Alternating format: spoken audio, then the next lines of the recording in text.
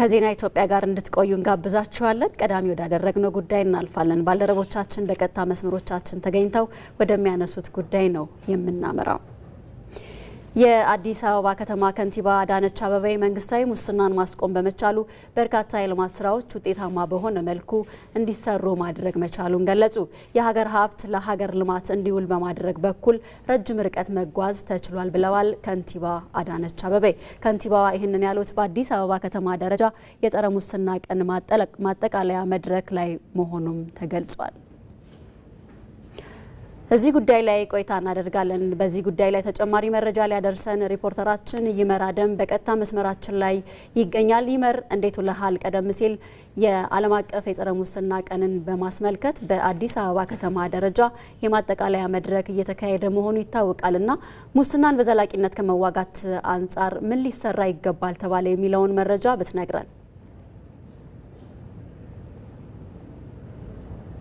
በዋናነት ሁለት ቁልፍ ጉዳዮች ላይ መስራት እንደሚገባ ነው በመድረኩም አጽንኦት ተሰጥቶ የተነገረበት ወይም ደግሞ አጽንኦት የተሰጠው። የመጀመሪያው ትውልድን በስነ ምግባር መገንባት ነው። ያ ሲባል እንግዲህ ትውልዱ ሙስናን ከአመለካከት ጀምሮ በተግባር የሚጸየፍ ትውልድን ማፍራት ነው። እንደ ሀገር ሙስና ዘርፈ ብዙ የልማት ስራዎችን የሚያስተጓጉል ትውልድንም እንዲሁ ደግሞ የሚገድል የሀገርን እድገትም ወደ ኋላ የብልጽግና ጉዞን የሚገታና ወደ ኋላ የሚያስቀር ኋላ ቀርነትን የሚያመጣ በመሆኑ ይህ የተወሰኑ ግለሰቦችን ባለስልጣናትን ከበርቴ የሚያደርግ እንጂ እንደ ሀገርም ምን መነ ጠቀሜታ የሌለውና ጎጂ ነገር በመሆኑ ይህንን አውቆ ትውልድ ሀገሩን ወይም ደግሞ የራሱን ተጠቃሚነትን የሚከላከልበትና የሚያመጣበትን አንዱ አካሄድ ትውልዱ በራሱ የታነጸ ወይም ደግሞ ብቁ የሆነ ሙስናን የሚጸየፍ ትውልድ መፍጠር የሚለው ነው። ከዛ በቀጠል ደግሞ ተቋምን ባሰራር የሚል ነው። ተቋም ሲባል እንግዲህ አገልግሎት ሰጪ ተቋማት ሊሆኑ ይችላሉ። ከበርካታ ዜጎች ጋር የሚያገናኛቸው በአገልግሎት አሰጣጣቸው ያንን በማዘመን ነው። እንግዲህ የሙስና ተጋላጭ የሆኑ አሰራሮችን በመዝጋት ከሰው ንክኪ ጋር ያላቸውን አገልግሎቶች ወደ ቴክኖሎጂ በማዞርና ከሰው ንክኪ ጋር ያለውን ግንኙነት በመቀነስ ረገድ ዘመናዊ ቴክኖሎጂ ወቅቱ ያመጣውን ዘመኑ ያፈራውን ቴክኖሎጂ በመጠቀም አገልግሎትን ማዘመን ነው። በዛውም ከዛ ባሻገር ደግሞ የሙስና ሂደቶችንም መዝጋት የሚቻልበትን ተቋማትን ማደራጀት ማብቃት የሚለው ነውና ይህንን በማድረግ ረገድ ባለፉት የለውጥ አመታት በርካታ ጅምሮች ተጀምረው በርካታ ስኬቶች የተገኙበት ነው። ከዚህ በፊት ይከወኑ የነበሩ በተለይ ደግሞ መንግስታዊ ደግሞ የተደራጀ ሌብነት የሚባልበት ነበር። ያን በማስቀረት ረገድ ሰፊ ንቅናቄና ጥረት ሲደረግ ቆይቶ ለውጦች ተመዝግበውበታል በዚህ ሂደትም ብለዋል ከንቲባ አዳነች አቤቤ። እዚህ ላይ እስኪ ያስተላለፉትን መልእክት ተከታትለን እንመለስ። በርካታ የልማት ስራዎች እየተሰሩ ነው። ከመቼውም በላይ ሀገራችን ያለመችውን የብልጽግና ግብ ለማሳካት ኢትዮጵያ ለማበልጸግ በዘርፈ ብዙ ጥረቶችን እያደረገች ነው። እነኚህ ዘርፈ ብዙ ጥረቶች በዚህ በምታዩት ልክ ውጤታማ እየሆኑ የመጡበት መንግስታዊ የሆነ ሙስና በሀገራችን እንዳይካሄድ እንዲቆም ለማድረግ መንግስት በወሰደው ጠንካራ አቋም ነው። የሀገርን ሀብት ለሀገር ልማት በማዋል በኩል እጅግ በጣም ረጅም ርቀት መሄድ ችለናል። ይሄ ማለት ግን ግለሰቦች፣ የመንግስት ኃላፊዎች፣ ሰራተኞች በተለያየ መንገድ ስርቆትን አይፈጽሙም፣ ሙስናን አይተገብሩም ማለት አይደለም። ይህንን ተግዳሮት ለመከላከልና ለመሻገር የምንችለው ደግሞ ሁላችንም እጅ ለእጅ ተያይዘን ስንሰራ ነው። አሁን ላይ በመንግስታዊ ወይም ደግሞ የተደራጁ ሌብነትን ማስቀረት ቢቻልም ነገር ግን አሁን መሻገር ያልተቻሉ ተግዳሮቶች ወይም ደግሞ የእድገት የብልጽግና እንቅፋቶች ተብሎ የተነሱ ናቸው። ይሄ በግለሰብ ወይም ደግሞ በመንግስት ኃላፊዎችና ሰራተኞች በኩል የሚፈጸም ግለሰባዊ ሌብነት የሚለው አሁንም ቢሆን ፈተና ሆኖ የመጣ ነው። ይህንን እንግዲህ ለመሻገር ደግሞ በርካታ የሆኑ የማህበራዊ ተቋማት እንደ ቤተሰብም ሊሆን ይችላል፣ የትምህርት ተቋማት፣ የሃይማኖት ተቋማት በሁሉም በየቤተ እምነት የሙስና ወይም ደግሞ ያልተፈቀደ ህጋዊ ያልሆነ ገንዘብ ምን ያህል በሰማይም በምድርም ተጠያቂነት ሊያመጣ የሚችል መሆኑን ምእመኑን በማስተማር በኩል ይህ የጋራ ጥረትን የሚጠይቅ ነገር ነው። በአንድ የስነ ምግባርና ጸረ ሙስና ኮሚሽን ተቋም ብቻ በማቋቋም ሙስናን መግታት ወይም ደግሞ ማስቆም የሚቻልበት ሁናቴ አይደለም። ከዛ ለመውጣት ሁሉም ትብብርን የሚፈልግ በመሆኑ ሁሉም በጋራ እዚህ ላይ ተረባርቦ መስራት ይገባል። መንግስታዊ የሆኑ ስራዎች ይህንን ለመከላከል ወይም ደግሞ ጸረ ሙስና ለመከላከል የሚደረጉ ስራዎችን ማገዝም ይገባል ብለዋል ከንቲባዋ። እዚህም ጋር እስኪ ያስተላለፉትን መልእክት ተከታትለን እንመለስ። አንዱና የመጀመሪያው ትልቁ የቤት ስራችን ትውልድ ላይ የሞራል ልዕልና እንዲበለጽግ ስር የሰደደ ተረቶቻችንና ሙስናን የሚያበረታቱ አነጋገሮችና ምን ቸገረኝ የሚሉ ግዴለሽ አካሄዶችን በመዋጋት ነው። በዚህ በኩል የመንግስት መስሪያ ቤቶች አሰራራቸውን እያጠናከሩ ኃላፊነታቸውን እየተወጡ ሙስናንም ለመዋጋት የሚያስችል ምቹ ሁኔታ እየፈጠሩ በመሄድ በኩል የአንበሳውን ድርሻ ይወስዳሉ። ቀዳሚ ኃላፊነትም አለባቸው። ከዛ ባለፈ ግን እዚህ የተገኛችሁም እዚህ ያልተገኛችሁም ቤተ እምነቶች፣ የሃይማኖት ተቋማት፣ ትምህርት ቤቶች እንዲሁም የተለያየ ሲቪክ ማህበራት ተቋማት ሙስናን የሚጸየፍ በተግባርም በአመለካከትም የሚጸየፍ ትውልድ እንድናፈራ ከፍተኛ ኃላፊነት አለባቸው። እንግዲህ ሙስና የኢትዮጵያ ሀገራዊ ጉዳይ ወይም ደግሞ ችግር ይሄ ግለሰባዊ ወይም ደግሞ የተሿሚዎች ሌብነት ወይም ሙስና የሚባለው የኢትዮጵያ ብቻ ሳይሆን ዓለም አቀፍ ይዘትም ያለውም ደግሞ ዓለም አቀፍ ችግር ነው። ከዚህም አንጻር ለምሳሌ ቁጥሮችን ብንመለከት አፍሪካ በየዓመቱ 1.2 ትሪሊዮን ዶላር የሚሆን ገንዘብ ይመዘበራል በሙስና ወይም ደግሞ ኢቭን ከየሀገራትም ወደ ውጭ ይሸሻል የሚል ነው። በዚህ በኩል ባለፉት የለውጥ ዓመታት በመታገል ይህንን ማስቀረት ተችሏል። እንግዲህ 22ኛው ዓለም አቀፍ የጸረ ሙስና ቀንም ሲከበር በኢትዮጵያ በአዲስ አበባ ደረጃ በከተማ ደረጃ መጠቀለያ መድረኩ ላይ በአንድ ቀን ብቻ ይህን አስበን የምንጨርሰው ሳይሆን ይህንን ሙስናን ለመከላከል ቃላችንን የምናድስበት አሰራሮችን ለማዘመን የምንተጋበትና ዳግም ቃል የምንገባበት ነው ብለዋል። በዚህ መድረክ ላይ መሀሌትና ነጻነት ይመራደም ስለ መረጃዎች እናመሰግናለን። ሪፖርተሮቻችንን በቀጥታ መስመር ማግኘታችንን እንቀጥላለን። በሰው ሰራሽ አስተውሎትና በቴሌ ጤና አገልግሎት በመታገዝ ማህበረሰቡን የሚመጥን የጤና አገልግሎትን ተደራሽ ለማድረግ እየተሰራ ነው ሲሉ የጤና ሚኒስትር ዴኤታ ሳህረላ አብዱላሂ ገለጹ። ለዚህም ማሳያው በቅርቡ በሀገራችን የተከሰተው የማርበርግ ቫይረስ 4 ታማሚዎች በእነዚሁ ቴክኖሎጂዎች በመታገዝ ከህመማቸው አገግመው እንዲወጡ መደረጉ ስለመሆኑ አንስተዋል። የሰው ሰራሽ አስተውሎትና የቴሌ ጤና ቴክኖሎጂዎች ወደፊት በጤናው ዘርፍ ላይ የሚኖራቸውን ሚና በተመለከተ የጤና ሚኒስቴር ከባለድርሻ አካላት ጋር ውይይት እያደረገ ይገኛል። ይህንን ውይይት ደግሞ እየተከታተለች የምትገኘው ሪፖርተራችን ፍሬ ህይወት ረታናት በቀጥታ መስመራችን ላይ ትገኛለች። ፍሬ ህይወት እንዴት ቆይተሻል? እነዚህን የሰው ሰራሽ አስተውሎት ቴክኖሎጂና እንዲሁ የቴሌ ጤና ቴክኖሎጂን በጤናው ዘርፍ ላይ መጠቀም ያስፈለገበት ምክንያት ምንድን ነው? እንዲሁ ደግሞ እንዴት ነው ለመጠቀምስ የታሰበው የሚለውን ጉዳይ አንሽልን በመረጃሽ። አመሰግናለሁ ማሌት። እንዴት ዋላችሁ? እንግዲህ የኢትዮጵያ የአገልግሎት ዘርፉን በማዘመን በተለይም ደግሞ ዲጂታል ኢኮኖሚ ለመገንባት 2030 ስትራቴጂን ተግባራዊ አድርጋለች። ከነዚህ ዘርፎች መካከል እንግዲህ የጤናው ዘርፉ አንደኛው ነው። የጤና ዘርፉ አሁን ላይ እየተገበረ የሚገኘው የአርቲፊሻል ኢንተለጀንስ ወይም ደግሞ ሰው ሰራሽ አስተውሎትና የቴሌሜዲሲን ቴክኖሎጂዎች ተጠቃሽ ናቸው።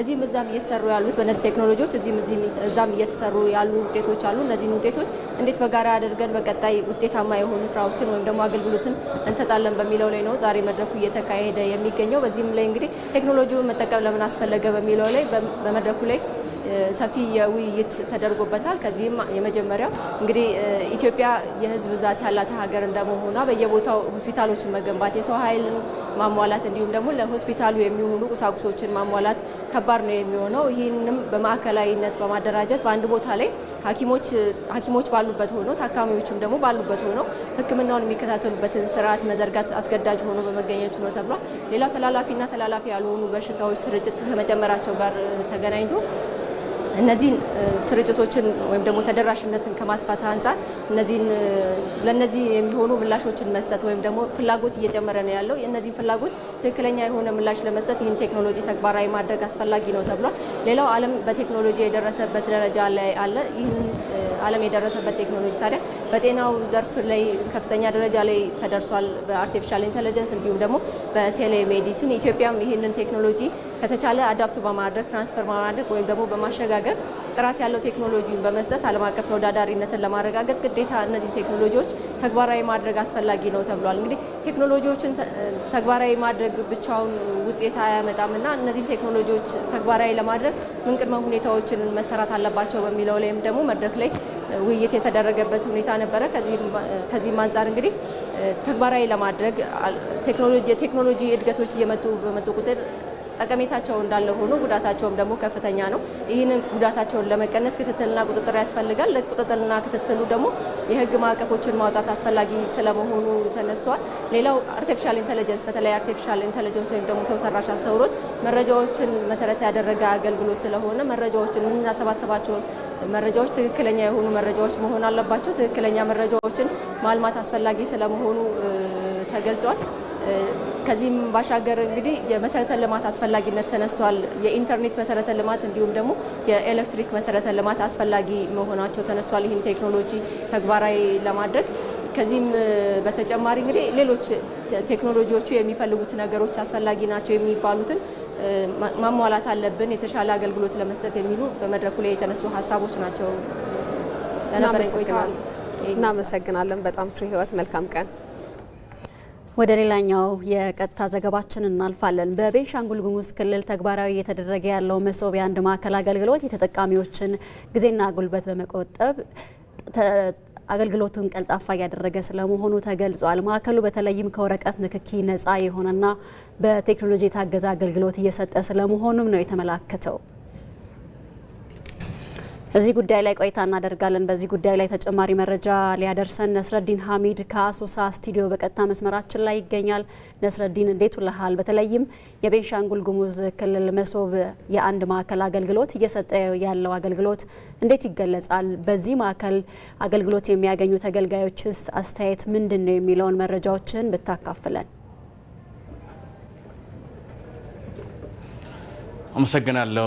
እንደምታወቀው እንግዲህ ብልሹ አሰራሮችና በተለይ ብልሹ አሰራሮችና በመንግስት ተቋማት ያለውን የተንዛንዛ አገልግሎት አሰጣጥ ለማስቀረት መሶብ የአንድ ማዕከል አገልግሎት በተለያዩ የሀገሪቱ አካባቢዎች ስራ መጀመራቸውን ይታወቃል። እንግዲህ በቤንሻንጉል ጉሙዝ ክልልም በጳጉሜ 5 2017 ዓ.ም ይህ የመሶብ የአንድ ማዕከል አገልግሎት ተመርቆ ለአገልግሎት ክፍት መደረጉ ይታወቃል። እንግዲህ ይህ መሶብ የአንድ ማዕከል አገልግሎት እየሰጠ ያለው አገልግሎት ምን ይመስላል፣ ምን እንደሚመስል ለማረጋገጥ እኛም በማዕከሉ ተገኝተን ምልከታ አድርገን ነበር። እንግዲህ የቤጉ መሶብ እንግዲህ አገልግሎት ከሰጠ በኋላ የተለያዩ ችግሮችን እየቀረፈ መሆኑን እንደውም በተለያዩ ተቋማት ሲሰጡ የነበሩ አገልግሎቶች ወደ አንድ ማዕከል በማድረግ ጥሩና ቀልጣፋ አገልግሎት እያገኙ እንደሆነ ተገልጋዮች ነግሮናል ማለት ነው።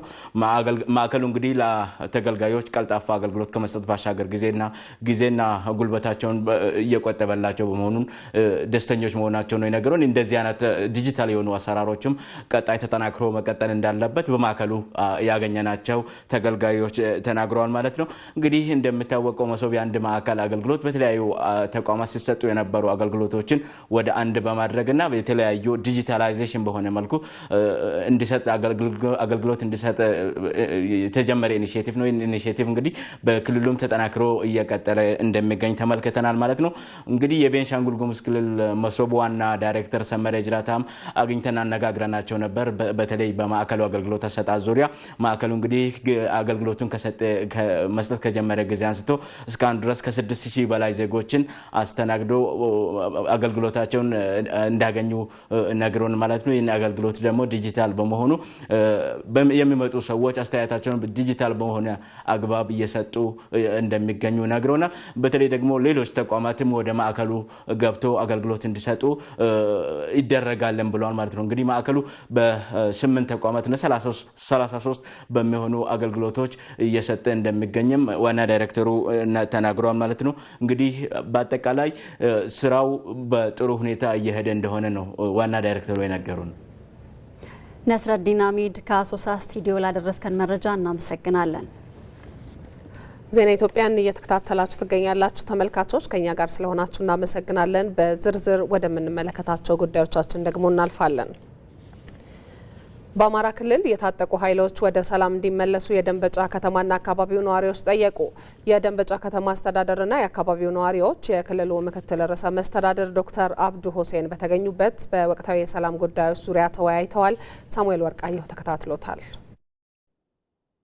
በምዕራብ ጎጃም ዞን የደንበጫ ከተማ አስተዳደርና የደንበጫ ዙሪያ ወረዳ ነዋሪዎች የአማራ ክልል ምክትል ርዕሰ መስተዳድር ዶክተር አብዱ ሁሴንን ጨምሮ ሌሎች የክልሉ ከፍተኛ አመራሮች በተገኙበት በወቅታዊ የሰላም የልማትና የመልካም አስተዳደር ጉዳዮች ዙሪያ ተወያይተዋል። ነዋሪዎች በተለይ ስለ ወቅታዊ የሰላም ጉዳዮች ዙሪያ ባነሷቸው ሀሳቦች ግጭቱ እርስ በርስ ከመጠፋፋት ውጪ ያተረፈልን የለም ሲሉ ሀሳባቸውን ሰጥተዋል። እኔ ከየት ተነሱ የት እንደሚደርስ ግጭቱ ሲነሳ ግጭቱ ማንን እንደሚበላ ሁሉ አውቅ ነበር። እያንዳንዳችንን እንደሚበላ አይተከ የሆኑ ነፍሳትን አጠናል። በርካታ ህይወቶችን አጠናል። ከግራም ከቀኝ ከዚያም ከዚህ ሁሉም የኛ ናቸውና በጣም አዝናለሁ። በየመንገዱ ብትሄዱ እጅግ የሚዘገንን በጸጥታ ኃይሉ ቁጥጥር ስር ስለሆነ እንጂ አንዲት ቀን የጸጥታ ኃይሉ ስራ ቢፈታ ይቺ ከተማ ልትቃጠል የምትችልበት እድል ሰፊ ነው። በስጋትም ሆነ በፍራቻ ክልላቸውን እየለቀቁ ከተማቸውን እየለቀቁ ወደ ሌላ ክልል ወደ ሌላ ከተማ የተሰደዱ ወንድሞቻችን አባቶቻችን አሉ፣ ባለሀብቱ ጨምሮ ማለት ነው። እና ለነዚህ አጠፋም አላጠፋም የምሕረት የሰላም ጥሪ ቢደረግ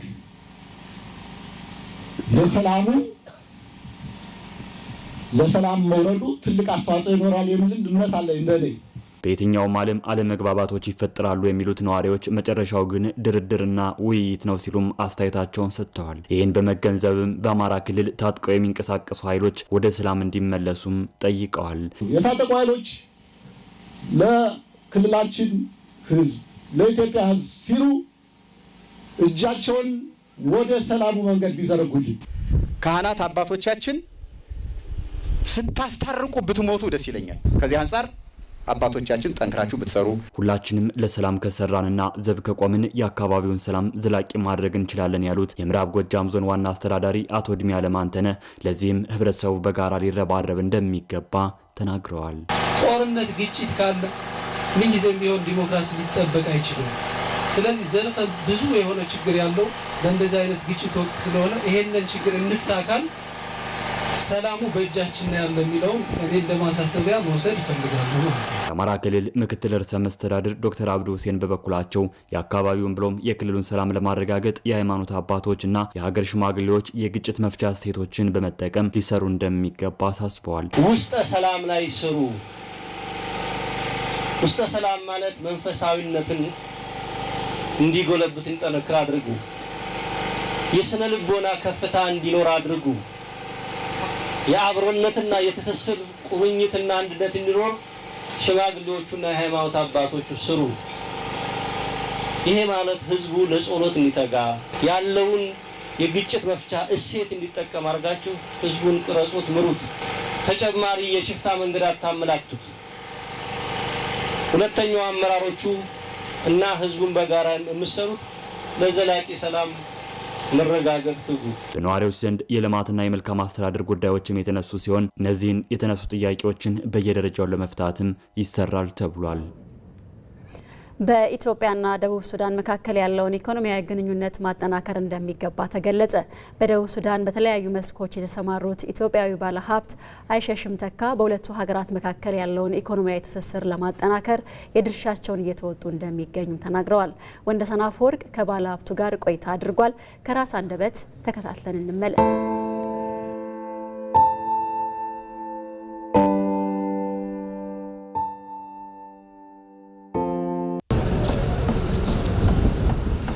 ስሜ አይሸሽም ተካ እባላለሁ። በደቡብ ሱዳን ነው የምኖረው ላለፉት 18 ዓመታት ከ2007 ዓ.ም ጀምሮ። ኢትዮጵያና ደቡብ ሱዳን አንድ ህዝብ የሆነ ህዝብ ነው።